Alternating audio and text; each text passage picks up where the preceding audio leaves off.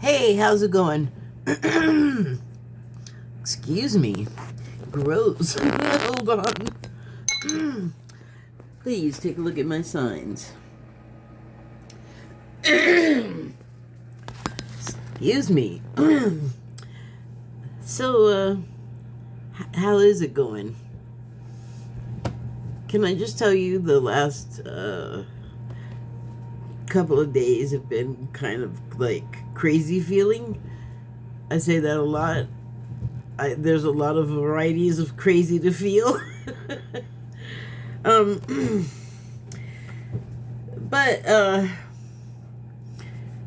lot of things kind of converged for me personally that sort of course, were a result of something else happening kind of like along the way.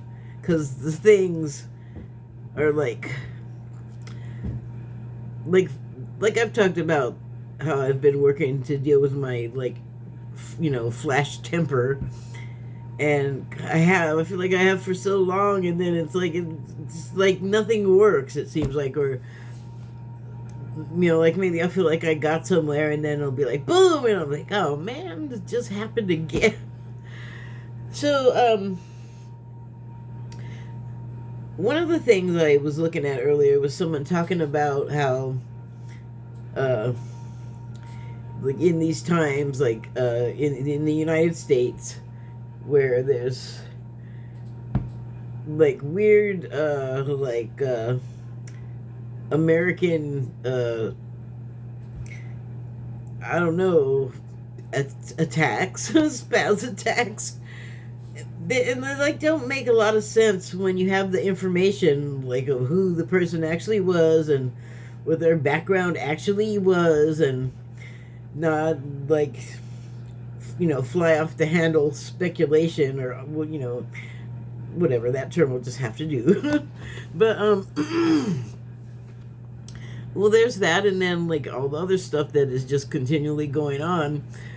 Like I heard on a news report something that just horrified me, but when I heard it, like once the shock kind of wore down, it was like, of course it is.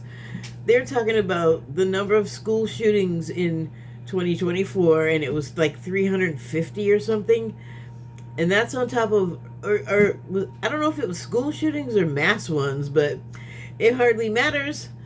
Somebody was upset about something and decided that the way to deal with it was to go shoot at it. And it didn't really work out well for pretty much anybody that was kind of taking part in the whole experience. On either side of that person's gun, there's him on one side and everybody else on the other, and it was a mass a mass experience for sure. And you wonder, like, as much as you can, because this is someone that you just have a few sentences of a news report about, and then later stuff will come out, or you can investigate what you can yourself, because we have the fantastic internet that can get in everybody's business. And it's just kind of like there's the one in Las Vegas. Apparently the two of them, one guy in New Orleans decided to mow down people with his car in the French Quarter, which is a tourist area, and even though it was like 3 a.m, I guess maybe the bars were letting out at that time, which is probably the guy's logic for being there. He knew there'd be people spilling out onto the street, and I guess he was on the sidewalk, and he was like, a bunch of people were hurt. I don't know the actual number of the fatalities. You can certainly look that up. But that guy was American, or I think he's gone. I don't know. I haven't really looked at it too closely because I don't want to. But American had like a Muslim name. I think he was Muslim anyway, and he was a soldier at Fort Bragg. Excuse me. And so that's one thing about that guy is that he came out of Fort Bragg, and there's been a number of troubled military people that are, more than a few have been radicalized. And when I say radicalized, I think the one in New Orleans was the guy that was they found a ISIS flag. They found an ISIS flag in the guy's trunk or in the car or something. And Fort Bragg, I believe, is in Texas, so pin that also, because that's got to be a factor with the people that are coming out. And it's not like a U.S. base is kind of like an embassy in another country. Like one of ours is like our soil, tentatively. Like I don't think it's like a very stable situation in a lot of countries. But anyway, the army base is sort of like the Vatican sits in Italy. Like it's its own thing inside of Texas. But there's a crap ton of Texans in there, and that, I think there's civilians that work probably on the base, and obviously these people were at some point civilians themselves, and now they're like, this is a technical term, army guys. So the other incident that happened was over there. Actually, it's not over there. Nevada is actually that way from here. Down that way. And in Las Vegas, in front of the Trump Hotel, which I didn't even know there was a Trump Hotel there, because it feels like it would not, it's not, it feels like Las Vegas is, this is probably not the right word, but too classy to have a Trump Hotel. Like, I just think of a Trump anything is pretty schlocky, like, look it up. It ain't good. I mean, it's not the worst, it's not terrible, but anyway, in Las Vegas, in front of this Trump Hotel, a Tesla Cybertruck apparently blowed up, and that caused some injuries, and I'm not real sure if anyone died there. Maybe, I hope not, or I don't know. I mean, I shouldn't say that, because like, if it's happening, it's like, don't get in the way of it. It's not, everything's not just about you. Whatever's happening there is going to affect a multitude of people, and it's happening for a reason. Like, those dominoes have to fall so more can fall and clarify things or make something happen, like act as a catalyst. We don't have to have all of the answers. They keep telling us this in the spiritual readings and channels that I watch a lot, and they'll just be like, it's really not your job to like know all the answers to stuff. You got your own stuff, and that's what you should be focusing on. So that guy, also Fort Bragg, also American. The guy in New Orleans was black. He's getting way more attention. They sure wanted to make him, before, like Trump actually knew he came over the border and just knew he was from like somewhere Muslim and bad, and he had it all wrong. I love it when he's wrong. Anyway, and then the guy up in Nevada was, I guess they were both Trump guys too, by the way. It's weird, especially the Muslim guy. That makes no sense. But, and also black, making even less sense, but that's just me being thick, I guess. Sorry, that was harsh. people gotta do them. But so yeah, the guy evidently was found inside the car when it blew up, the Tesla, and right in front of the doorway. Like, you can literally see the Trump over the door, so you know there's a door there. Not like the big gaudy sign, a smaller painted gaudy sign over the doorway. So people in and out. Like, I don't know what time of day it is, but in Las Vegas it hardly matters, right? So people got hurt, possibly worse. And the guy was in the car, which made identifying him take a minute. But also they found that apparently he had shot himself before he went in there. And so, what I was watching that was talking about this was, said, which makes sense because something popped into my mind too.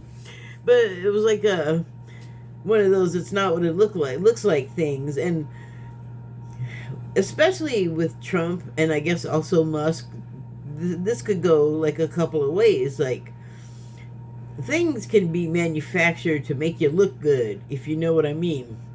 So it could have been that, which was not my thought, but that was one of the ones that sort of opinion onlookers were making on the subject. And then what I thought when they said he was found gunshot in the car, like, everyone's obviously it's a suicide, like, just like they all do, but a conspiracy theory popped in my head, and I was like, what if that happened to him and he was placed there, like happened somewhere else, the gunshot thing happened somewhere else, and then he was placed in the car, and because it's obviously a symbolic statement. And the reason why I'm even buying into my own silly conspiracy theory, because it could be completely silly, is that guy was like a Trumper. There was nothing weird like the first guy that shot at Trump outdoors, that everyone is just kind of like, I don't know how to put this, or it doesn't make sense, like it's kind of off-center, something's weird. And I don't think it was ever figured out. But about that one, me and my psychic that I like to watch, I believe 3 of them that I know of, that I've watched for years, you can't really count on any predictions too much anymore, because like a lot of the stuff is has happened recently. We ain't never seen no shit like that before. Like, things are all whacked out. So, and I'm just saying, it doesn't mean anything, I'm not like, I really believe that's what happened. I don't disbelieve that it could happen, because I've been watching so much stuff about the intelligence agencies, and especially at the beginning, but I think still presently they have, I think this is particular to the CIA, they have some whimsical ideas they come up with. They're just crackpot and willy-nilly and hijinks and kooky and just crazy. Like, I don't know, there was a movie that came out, I think it was like a couple of years ago, and it had Woody Harrelson and Justin Theroux, and it was about the Watergate plumbers. And one of them was a famous lawyer who's got 3 names that of course I can't remember his name right now. Alan Dean Foster. That's not him. None of the 3 named people I'm coming up with. He's not John Wayne Gacy. But you can look it up. F. Lee Bailey? I think F. Lee Bailey. I think that's the right one. I think he's a lawyer. I think that's the right one. So that's a name that you would know if you're old, like me. Because in the 70s, like, I don't know, 70, 73, when that was all going on, it was just everywhere. The names were everywhere. And I most certainly was not really paying attention at all. I was pretty young. I think I was only like 9, 10, 8, something like that. So, but I remember the names. So if you see that movie, I think it was HBO, I can't remember the name of it, but if you put in Justin Theroux and Woody Harrelson political Watergate, it'll come up in a search engine. And it's pretty comical, so obviously it's not a documentary, but I found it kind of enlightening in a lot of ways, because it talked about stuff that they were not open about. Like, at best, if you we're hearing or reading about the story unfolding, like in the Washington Post with the two famous reporters, Wood Bernstein and Wood guy that always he's put out like a number of books. Woodman? Woodward and Bernstein, famous reporters from that era, because of they were the deep throat guy, follow the money. Yeah, that's a whole other that's an Ant Warren of a story too. That pretty much that whole era was just riddled with kinds of wacky shit. It's crazy. So why was I even talking about that?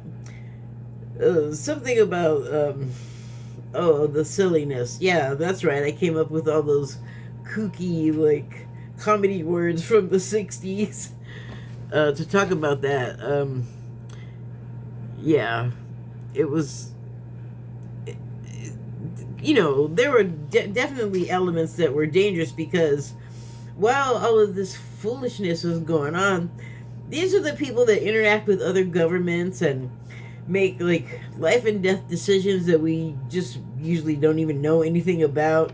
And then when you see that movie and then you know that you can like go online and see like, oh my god, that's really not that far from the truth, because that was my point. The Watergate plumbers, the story they came up with, the people they got to do it, how bad they were at it, how ridiculous, like it just, oh my goodness, it is comedy, but it's really not funny because they could have really effed up some serious world stuff.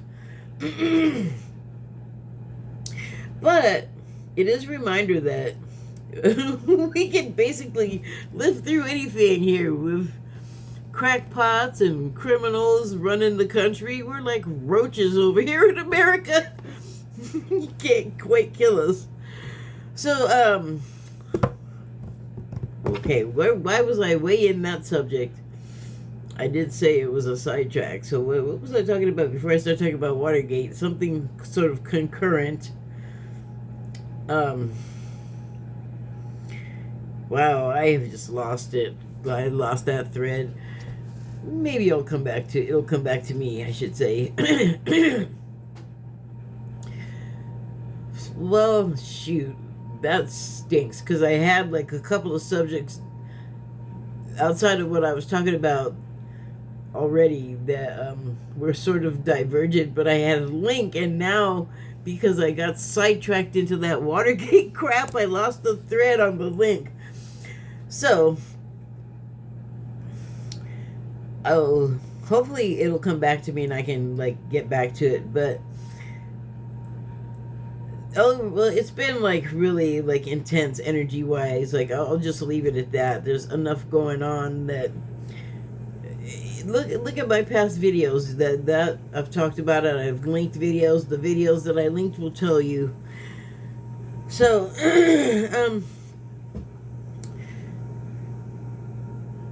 couple of days ago, I did this thing where I forgot to do it because I usually preface one of these remarks that I know is going to land like a lead balloon with calling it a submission from the Ministry of Unpopular Remarks, which I don't know if it softens the blow, and it's not even meant to be a blow. I just know that sometimes what I say is going to land like a clinker. Like it's just, some people are just going to be like, no. And it was honest. It was an honest statement. And what I said is I am fatigued with hand-out syndrome, as in, can I have some of whatever it is? And while I do understand the economy and I understand the benefits of working remotely or becoming your own boss in some way, shape, or form, but I did particularly mention, among other things, being a social platform careerist, where you're basically, that's the source of your living is your online show. But overall, what I was am still am fatigued with, and when I say handout syndrome, is like ads. I don't have a television anymore, but as soon as I had a DVR that I could just like record everything and then watch it and just shoot through the ads, like forward through those things. God, I loved doing that because they've always been intrusive. Like on television, they just be like 3 and 4 times louder than the show you're watching if you're not quick on the remote. And before there were remotes, you had to like be ready for that, like jump up and run across the room and turn it down, or have it down so low that everybody had to be curled, gathered around the thing like it was a hot stove, a heating stove, like ridiculous. You couldn't regulate the volume, and you still can't, because I also mentioned YouTube ads, which, man, just like on TV, but these ones are even worse because they come like every 4 minutes, and you gotta watch. They're short most of the time. I hate it when they're long and they take out the skip. I bet they regret putting that skip on there, but if they take it away, people will probably just leave. So, I'm just saying, I know I'm not the only one that's seriously annoyed by them things. They're intrusive. They play them too much. It's like, okay, I've seen it 97,000 times. I'm still not interested in your crap. Leave me alone. But it just has felt almost like physical. Just like, seriously, like, get off me. They're everywhere. They're print. They're radio. It's just like, seriously. So, I was watching this other guy speak, and his name's Chris Norland, and he's an American, Korean American, or not Korean, Vietnamese American. I think he said he was a refugee and he was adopted by Americans. So he grew up in America, and now he lives in South Korea with his wife, and he's basically a financial guy. And I don't know why I started watching him, because that's really not my deal, but something in the title made me start looking. And then he talks about like world events and Elon Musk and Trump and Bitcoin and names you've heard on pretty much any of the alt news sites on YouTube. This guy is like tapped into those same kind of sources, but definitely with more of a financial bent. And he has a book, which I'm sorry, I don't know the name of it. Sorry, but his name is Chris Norland. If I can have a brain and remember, I will link one of his videos. Excuse me. But he was saying that, oh, okay. Now I remember where I was. Okay, so he was saying that he has like a pretty active comment section, and people from like all over the world, and he invites you to leave your opinion and talk and whatever. And he responds to a lot of people, but not me, because I usually have like a take that they don't get as connected to what they're talking about, because I'm not talking about the money part. But he was trying to like sort of maintain a kinder, gentler comment section, and he does pretty well, because I think the people generally are not jerks in the comments. Everybody has some piece of information they're offering, and they may disagree with someone, but I've really never seen anyone be a jerk about it. Apparently he has, though, because he sees all of the stuff, and I only see a portion if I look at all. But he was trying to get across that we're all connected, so we need to find a way, like even if we disagree, to get along. And I often say the same thing, and I say it in terms of like, you could be a stranger that you talk to at your local store, whichever kind of store you want. Could be the person that also works in your doctor's office, could be the doctor, could be someone else on the staff, could be the secretary. I mean, you might not necessarily, it might not necessarily register that you know this person sort of indirectly, but in some way, they have been sort of a crucial factor in your life. Part of a whole network, a web, you might say, of people connected. And so that's how I would frame it. He framed it around, well, we all should try to get along better because we all have a business, and then we want to tell everybody about our business so they'll know. And then another business might say, hey, I can use that. And then you can begin to help each other and share information about each other's business. And I was like, wow, he made it all about money. But that's what his platform is. I just thought it was so funny that the metaphor went all financial. So, the Ministry for Unpopular Remarks. I said that I just was feeling the pressure, and I really mean that. It feels like pressure's coming in, and just feeling claustrophobic or I just want to bat it away. As soon as I hear it coming, and I can't wait for however many seconds to hurry up and pass before I can hit that skip. And I'm so bummed when I'm someplace other than YouTube and I realize, oh, there's no skip. And you just have to watch it. I don't have TV anymore, so I can't speed through the ads. And it's a totally different format anyway, the television to online. Anyway, I think people took offense at my remark because I said, okay, what was those ads? Then I think medical bills, people advertising for please pay into my GoFundMe or whatever it is. Natural disaster funds, war-related stuff, obviously Gaza, but I didn't want to just be all, I don't want to give Gaza no money, because that's not what I'm saying.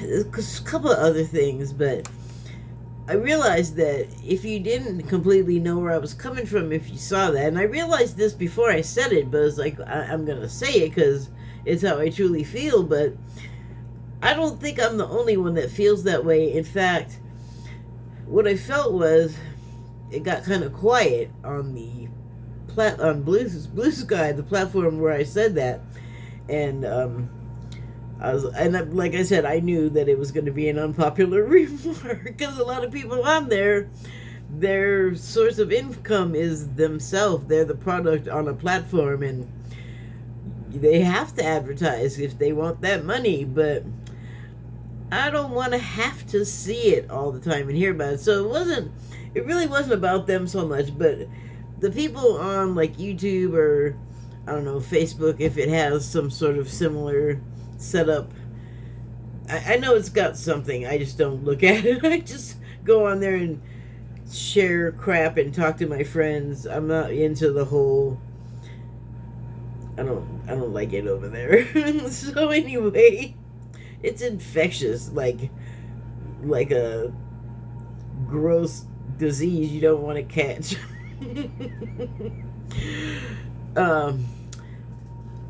But here's the thing. I also talk all the time about sort of the integration that we eventually have to make. But it's like Chris Norland said about the business entities that he used in his analogy. He did say that they may disagree, but sometimes you have to agree to disagree in order to get along, because especially in the way that he put it, it's going to be beneficial for everyone. Everyone is going to see sales. Everyone, if we advance each other, we're going to send traffic to each other and advance each other's cause. And as funky as metaphor it is for me, it does make a lot of kind of sense.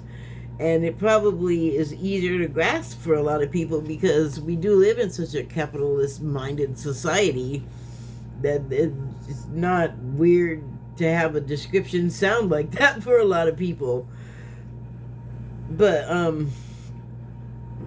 there will be disagreements and people will not get along, and we all know how many ways scenarios that not getting along with someone can play out. Run the gamut in your mind, you get it. So it kind of interfered with something that I've been feeling, that I'm definitely working through something to kind of get to where I want to be on this, and where I hope everyone else has got their mindset kind of pointed. And it's the it is back to that integration where we have to find a way to better accept and align ourselves with people that we just don't agree with and even just don't like, because if you don't like them that much, particularly if you're an adult, you can just like go away from that person. But I know situations are often not a just go do it, like it's all easy. I get that. But for those of us who can, we can and do, and we should if we can, and if we can't, then we really should try to go and do whatever else and get away from whatever's got you trapped. I don't know. I got lost. I mean, I know where I need to go back to. I just don't know how I got there. But okay, I'm just gonna say it. On Blue Sky, I get a fair amount of conservative types, and I actually will treat them just like I will any person, like a liberal or a lefty, if they have like too much, like if there's too many flags and waves and it's like just all hashtag resistance, Democrats, or Fox News, Musk, like whatever the equivalent things are for either camp. If it's all about that, like if that's your whole deal, I don't want all of that noise. Like, and I'm sorry, but it is like a noise to me. It's like a noise that I can hear with my eyes. And you might be a great person, and you probably are. Like either way, like L or R. However, I want to be around people that don't feel the need to do all that promotion of those things, because, well, I mean, personally, I've just moved past that, I guess. I don't. It probably sounds bad, but I'm trying to say it as as tactfully as I can. I'm just like into something else now. Like I'm not into that. Oh hey, come on, hey Puffer. Oh hi buddy. Here's 50,000 for you. So but if I see that you're a conservative, let's just use that little label, I guess, for expediency, or the other way, someone on the left, and you have your opinions, that's fine. But if you're not like advertising campaign like that, or like hardcore in your face, like that's I don't want it. No thank you. So I'm just trying to shape my world comes to mind, but I think I want it to be more of a cooperative thing than just me deciding it's going to be this way or that way. Except in this case, that's exactly what I'm doing, because eventually they're going to get there, because it just seems like the natural progression, or they're going to get somewhere. They're going to move from that stage, because I think everyone does.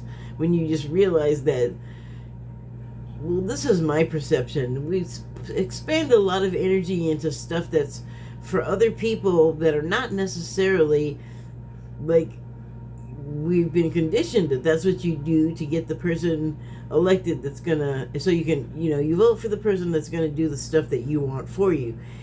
The doing the things you want for you part has long since left the building. Like, they are so much more concerned with corporate business, people of that wealth class than they are of all of the people that actually run the stuff that it's getting at the making the money. Like, they go out and do the work that makes the money when they sit in fat, luxurious CEO offices and get paid lots of money. And the perception is like, well, what could you really be doing that's worth all that money when the people that you are like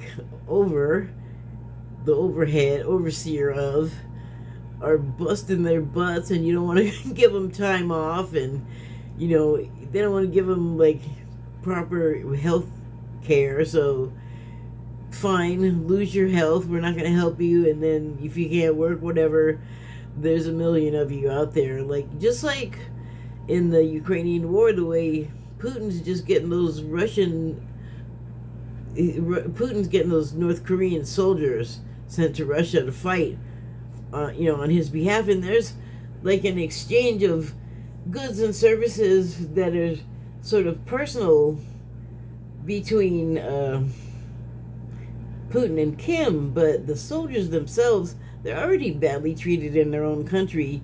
They've been so conditioned that they just don't even believe anything they see. It takes them a long time to break out of it. Once they're free of their country and the control that they live under there. And part of that is like keeping them afraid, keeping them weak and hungry. And so it's kind of interesting that, they're called these elite shock troops, and I'm like, elite against what? Who did the last war they had that I know of was with South Korea, and that was way before I was born. Like 50s, something like that. Yeah, I think the 50s. And then I don't know, maybe there have been some skirmishes with people on their borders, but I think the people that armies had to contend with most have been the other North Koreans, that the civilians, and they are also weak and hungry and scared and been talked into so much crap that they now believe that they'll accept this terrible treatment that they live under. And by the way, the guy, scolding them and basically telling them that they're sinners, like some kind of evil priest, and making them feel guilty and coming down on them, is fat as a pig, because he's eating up all of the food that they should rightfully have some of him and his family and whatever. So I don't know, that part just really gets my goat. And I feel like it's too bad that these guys, these elite soldiers that really are not, because who have they been in a war with? A bunch of passive, timid people? That's elite what you talk, what? That's wrong. And so they just stick them in there, the interpreters that could interpret. You think they're on the front lines? Heck no, they're nowhere near the action. They're sitting around drinking vodka or something with the other commanders, and they can, well, like I said, they're bilingual, maybe more bilingual. But anyway, oh my goodness. Yeah, it's just a shame. And those people just get put out there like toy soldiers, army guys. So, when I start talking about them, well, I don't know. But getting back to us here in the United States, getting along and having our differences, there is a level. We love to call each other conditioned and brainwashed, as if we aren't also conditioned and brainwashed. So I'm going to cop to it right here. Even though I'm aware of it, I am conditioned and brainwashed. I mean, I catch myself doing it all the time. It's like a constant correction mode with this self-awareness. But I do, like with the anger thing. And, I'm circling back around to my point. Cool. So, like, I've been working on it, and then I know I like to watch people channel Elijah, especially Jim Charles, who's on the Hucolo, can't remember the Hucolo TV. So Hugh as in human and Kulo as in colony. um, Hucolo TV, and they have a psychic that trance channels all kinds of entities and passed on people and dragons and all kinds of weird stuff that you wouldn't even think was channelable. And he does Elijah quite a bit because Elijah's on a mission. He's like the awakening angel. And I don't know if he was an angel. I think he was a guy, but he must be something angelic now, though. And he was very devoted to God and following the word of God. And he could be stern, but he just really wants everyone to get there because it's a beautiful place to be. It's way more like loving than where we are, and you don't even have to die to get there. You just have to like make some mindset changes, and start accepting some things. So I turn on Elijah this Saturday. That show comes on Saturday at the Hucolo TV, and people ask for all these other people, and Elijah just always cuts the line and starts talking. And the thing that he was talking about was he knows that some of us out there have been having trouble controlling our quick anger. And he's like, whether it's something, I'm paraphrasing, but basically what he said was that it doesn't matter if it's something from outside triggering it. You have to get control of yourself to, not do it because it's messing with you staying in a high vibration. And the more people that are succumbing to that, it's sort of like a crack in for like negativity to slow down and hamper the process of awakening, and everyone getting out of this disharmony and moving into harmony. Harmony is so nice. So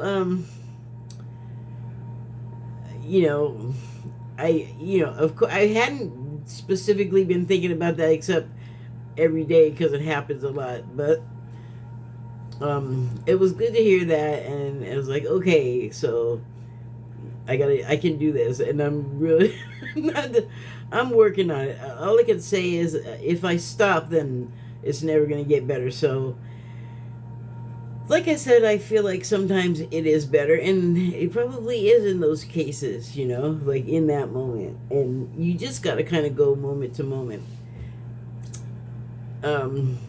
And then I saw today a reader that I like, and she was talking about how gnarly the energy's been, and it's just been taking you out, like, so that you feel tired, or you feel energized, or you have a headache, or your sinuses are crazy, things are aching. It just is all this like electromagnetic energy and solar stuff and space stuff, and none of that is visible, or most of that is not visible with the naked eye. So even I still think, even though I'm completely aware of the validity and reality of these things, like that they do happen to us and affect us, you can't see it, so it's hard to be like, well, where is it? What does it do? I can't tell. You know what I mean? Like, you can just be all that way. So you have to, if you're serious, and you just have to kind of learn how to absorb it and live with it. The same way you would learn how to walk if your foot was hurt. You'd have a limp, but you figured out you got to walk, so you do it. So, back to the unpopular remark. Oh, no, not yet.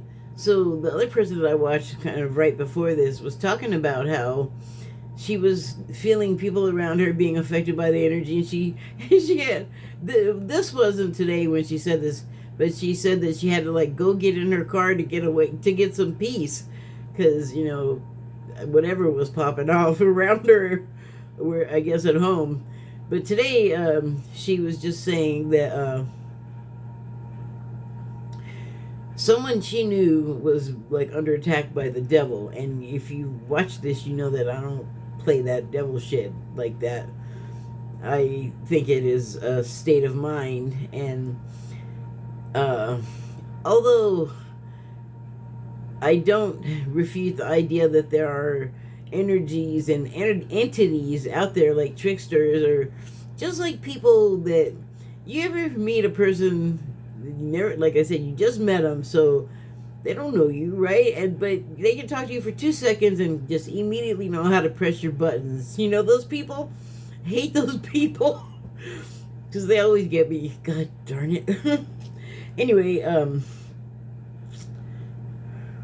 why did I start talking about that? Uh-oh, I think I lost it. Well, oh, now I remember. So, they will be attracted to us if there's like a weakness in our high vibration, or if they see an opportunity, you know, like just like a scout looking for like a weak point to attack on some sort of squad, you know, like attacking you. And it's, you know, like on the other side of the veil, it's not even malicious. It's like, we're just playing, we're making it more exciting, it's fun. Okay. When you're in it, it's kind of hard to keep track of it that way, but you might find yourself slipping, you know, like getting sad or getting irritable, and that would be like catnip to an entity like that. So it might be interpreted as a type of possession or oppression. And I mean, I guess those are good words, because either the more is, I guess, like any kind of addiction, the more you do it, the more extreme it becomes, the more it takes over you. You know, like you start off maybe as equal things, like you and the cigarette or the bottle, but the more time you spend with the cigarette and the bottle, the more time you end up spending with the cigarette and the bottle, and you can't do like regular stuff, normal stuff. You know what I'm saying, right? So,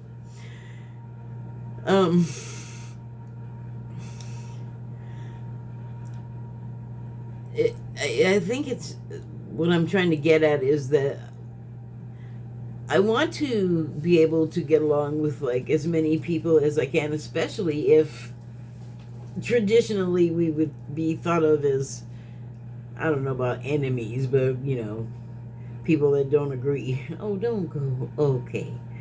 And so, but I have to accept that sometimes I'm just not going to get along with everybody. Like, I know sometimes people don't want a damn thing to do with me.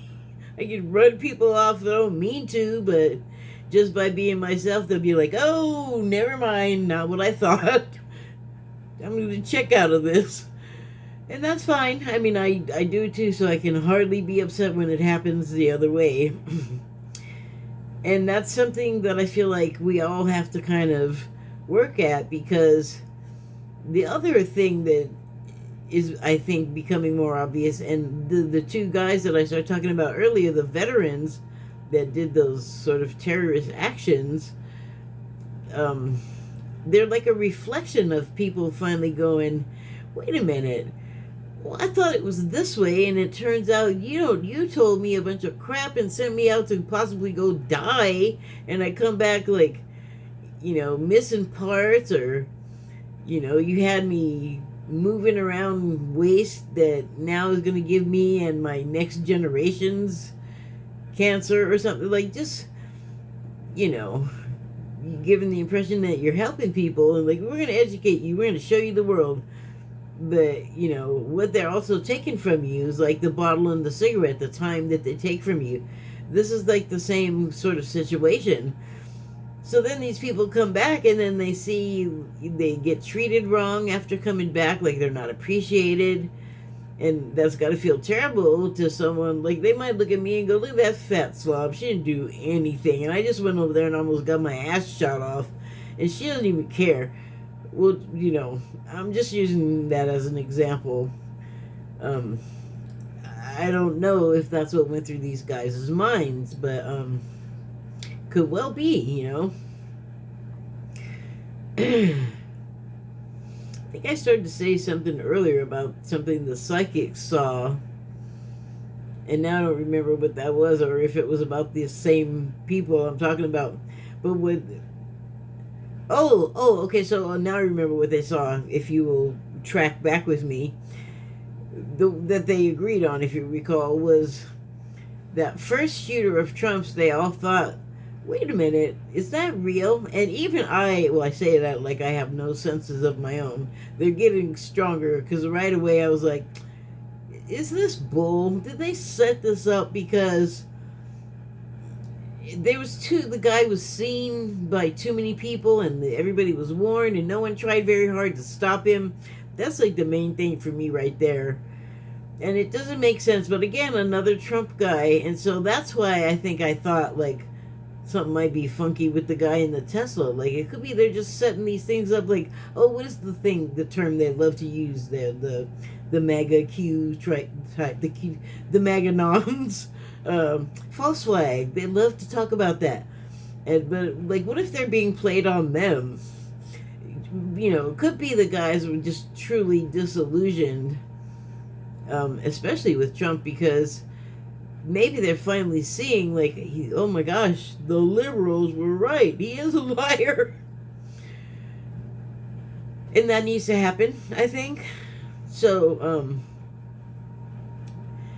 I don't know. I guess I feel bad, because another thing that last reader said was that, you need to work on, like, not running away.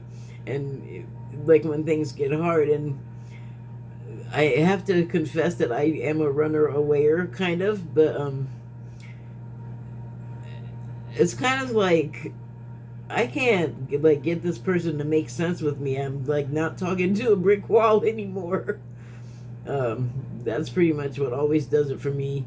And there's always also an element of get me away from that person in this state, which is also what that person talked about, because she said, I was going to put this out yesterday, but, well, first she said that she saw someone, like, close to her being attacked by evil entities, and then I don't know if she felt like she had to super protect herself, or if the evil entities got on her too.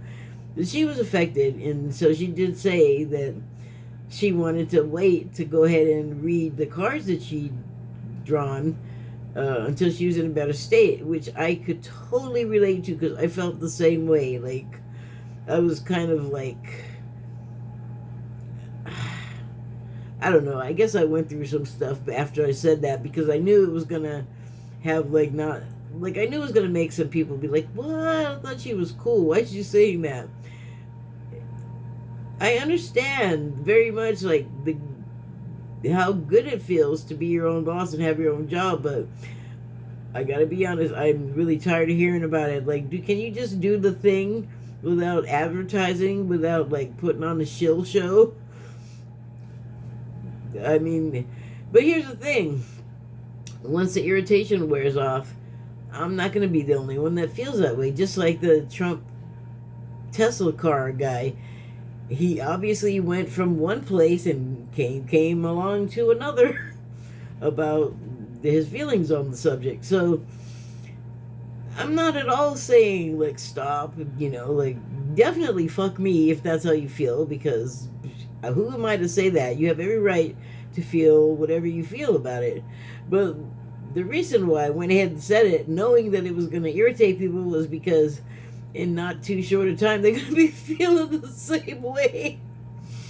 So I can handle some slings and arrows. I'm cool. So I did pull some cards, but now I have an armful of cat, and it's been almost an hour. I think I'll stop. I don't know how to stop without disturbing the cat. Uh-oh. Oh, the toenails are in my neck. Oh, my goodness. Thank you. All right. Let's see, what are we doing on time here? Okay, I don't want to hold your anus. There we go. Yeah, I'm going to stop. Say bye, Puffer. Thank you, and good night.